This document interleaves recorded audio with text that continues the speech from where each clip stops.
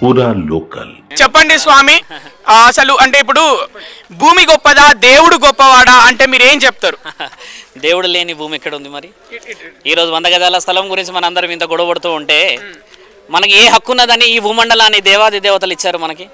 కాబట్టి దేవుళ్ళు పెట్టిన ఈ భూమిలో మానవ శరీరాలు మనందరం ఉన్నాం. కాబట్టి ఈరోజు మేము రావడానికి ముఖ్య ఉద్దేశం ఏంటంటే శాస్త్రీయత చాలా గొప్పది మన హిందువులలో, మన శాస్త్రం చాలా గొప్పది.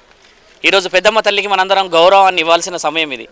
ఒక గుడిని కూల్చడం అనేది చేసినా కూడా దానికి మనందరం ప్రాయశ్చిత్తంగా ఈరోజు ఈ ప్రజలందరూ పడుతున్న బాధకి మనము మరో ప్రాయశ్చిత్తంగా గుడి ఇచ్చేసి వాళ్ళ స్థలంలో వాళ్ళు ఏకంగా ముందుకు వస్తే రానున్న రోజుల్లో ఈ ప్రాంతాన్ని అమ్మ కాపాడుతుంది.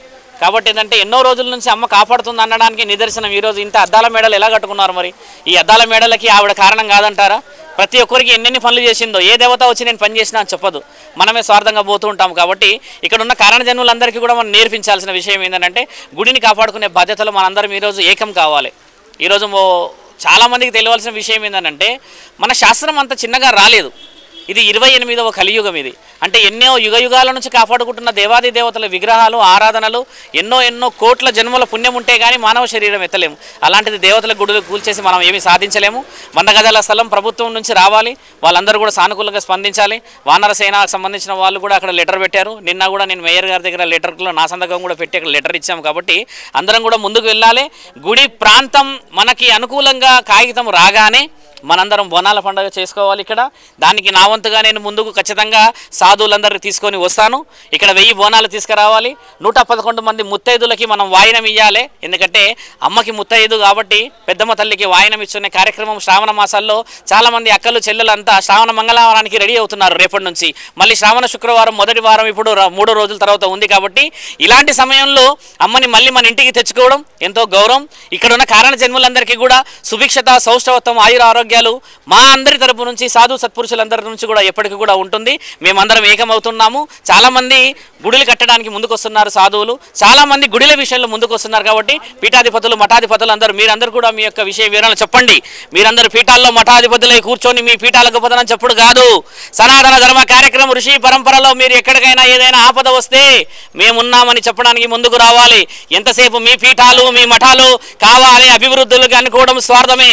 సాధు లక్షణం ఏమి తెలుసా? ఎక్కడ ధర్మం అధర్మం అని చెప్పేసి మేము ఆ ధర్మాన్ని అధర్మం అని చెప్తారో అక్కడ మీరందరూ రావాలి. కాబట్టి సనాతన ధర్మం మన అందరి హక్కు. ఈరోజు మన సంస్కృతిని, మన నైతిక శక్తులని, మన ఆత్మ గౌరవాన్ని కాపాడుకొని నా తల్లి జగన్మాత పెద్దమ్మ తల్లిని ఖచ్చితంగా మనం ఇక్కడ పునర్ప్రారంభోత్సవానికి మేమందరం వస్తామని చెప్పేసి మీ అందరికీ సభాముఖంగా చెప్పడం జరుగుతుంది. స్వామి, ఇప్పుడు అంతటా చర్చ జరుగుతుంది ఏంటంటే విగ్రహం గురించి. ఇప్పుడు ఆలయం కూల్చేసిన తర్వాత ఆ విగ్రహం ఎక్కడుంది, మరి ఆ విగ్రహం పరిస్థితి ఏంటి? విగ్రహం ప్రభుత్వ అధికారులు వాళ్ళు తీసుకెళ్లారు కాబట్టి వారు మనకి ఖచ్చితంగా తీసుకొచ్చి ఇస్తారు.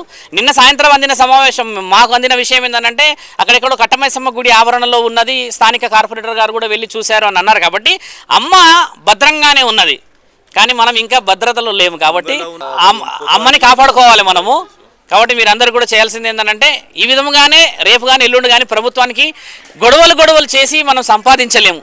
కొంచెం తెలివితో వెళ్ళాలి. మనందరం ఒక ఆలోచనతో మహాధర్నకి పిలిపిస్తూ ప్రభుత్వ అధికారుల ద్వారా మనందరం వివరణ తీసుకోవడం ముఖ్యమైనది. గొడవ చేయడం అనేది పరిష్కారం కాదు. కాబట్టి మనందరం చేయాల్సిన విషయాన్ని తీసుకొని వెళ్ళాలి. ఇప్పుడు ఇక్కడ ఎందరో ఉన్నారు, వీళ్ళందరూ కూడా గుడి రావాలని ఆశిస్తున్నారు. కాబట్టి ధర్మాన్ని కాపాడే విధంగా మేమందరం ఎప్పుడు ముందుంటామని చెప్తూ మీ అందరికీ ఈ విషయాలు అందజేస్తున్నాం. స్వామి, మరి కొంతమంది ఏంటంటే చెప్తున్న పరిస్థితి ఏంటంటే ప్రభుత్వం తరఫున దీన్ని రాజకీయం చేస్తున్నారు, దీంట్లో రాజకీయ కోణం కూడా ఉంది అని అంటున్న పరిస్థితి. మరి ఏం చెప్పాలనుకుంటున్నారు? ఈయన గారు చూడండి, ఆయన నెత్తికి ఒక చిన్న పాగా కట్టుకున్నాడు. అక్కడ ఒక పెద్ద మనిషి ఉన్నాడు. వాళ్ళు రాజకీయం తెలుసా? వాళ్ళకి తెలిసిందల్లా ఆ గడ్డి, అక్కడున్న మట్టి, అక్కడున్న మీరన్న పశు సంపదని, అక్కడున్న ఆ జగన్మాతని కొలుసుకోవడం. అంటే పసుపు కుంకుమలను నమ్ముకొని జగన్మాత ఉన్నదని నమ్ముకున్న దీపాలు ఇవన్నీ. ఇలాంటి వాళ్ళ విషయంలో మీరు రాజకీయంగా ఎవరైనా మాట్లాడిన చేసినా వాళ్ళ ఉద్దేశానికి వదిలేయాలి. కానీ దేవత ఏ రోజు రాజకీయం చేయదు, న్యాయం వైపు ధర్మం వైపు ఉంటుంది. కాబట్టి వాళ్ళ మొహాలన్నా చూడండి, వాళ్ళు అమాయకంగా ఉన్నారుగా. సరే, మీరు అన్నట్టుగా వాళ్ళు ఏదో పలుకుబడి కోసమో ఇంకేదో కోసమో చేసే ఆలోచన ఉంటే వాళ్ళు ఎందుకు ఈడ నించుంటారు? ఆ గొడవ అవుతున్న అందులో ఎందుకు గుడి కడతారు? 100 గజాల్లోనే ఎందుకు కడతారు? 500-600 గజాల్లోనూ లేకపోతే పెద్దగా ఏదైనా నిర్ణయం చేసుకోవచ్చు కదా, అలా చేయలేరు. కాబట్టి వాళ్ళ నిస్వార్థమైన ఆలోచనకి మనం గౌరవం ఇవ్వాలి.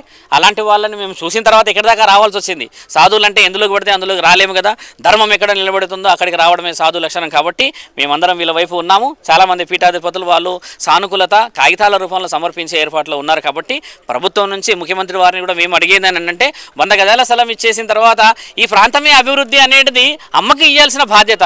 కాబట్టి 100 గజాల గురించి అని చెప్పేసి మనం ఆలోచించి మనం మీరు అన్నట్టుగా ఒకరికొకరు మనసులో లేకపోతే ఒకరినొకరు బాధ పెట్టుకున్నాం, నువ్వేందో నేనేందో, హిందుత్వం ఉంటున్నారు, మతత్వం ఉంటున్నారు, ఎవరెవరో పొలిటికల్గా మాట్లాడుతున్నారు కదా, అలాంటి విషయాలు కాదు. ధర్మాన్ని కాపాడుకునే బాధ్యత జగన్మాతకి ఎలా ఉందో ఆ అమ్మని కాపాడుకునే బాధ్యత ఆమె బిడ్డల్లాగా మనందరికీ ఉన్నది. జై శ్రీ. మొత్తం ఎన్ని ఎకరాలు ఉంది తెలియదు అంటే నేను మాకు తెలియదు, అంటే ఎకరాల భూమిలోకి పోలేదు. భూమంతా కావాలని ఎన్నడూ ఆలోచన. ఆ భూమి వాళ్ళు స్వార్థపరులు అయితే ఎకరాలు ఎప్పుడో తీసుకుపోయే వాళ్ళు. ఆ స్థలం మాకు ఉండాలి, అంతే చాలు. ఈ పరిస్థితి వస్తే మిగతా అమ్మలకి ఏం కావాలి? ముత్యాలమ్మకి ఏం కావాలి, నల్లపోచమ్మకి ఏం కావాలి, కనకాల కట్టమైసమ్మకి ఏం కావాలి, పోలేరమ్మకి ఏం కావాలి, ఉప్పాలమ్మకి ఏం కావాలి? మరి వీళ్ళందరూ 7 అక్క చెల్లెలు ఉన్నారుగా. కాబట్టి పెద్దమ్మ తల్లి నిర్ణయం చాలా ముఖ్యమైనది. పెద్దమ్మ తల్లి అంటే పొలిమేరలో ఉండే మహాదేవత. పొలిమేరలో ఉన్న దేవతనే తీసేస్తే మరి ఈ పొలిమేర రక్షలో ఉంటుందా? కాబట్టి బోనాల సాక్షిగా వీళ్ళందరూ పడుతున్న బాధలందరికీ మేమందరం ముందుకు వచ్చాము.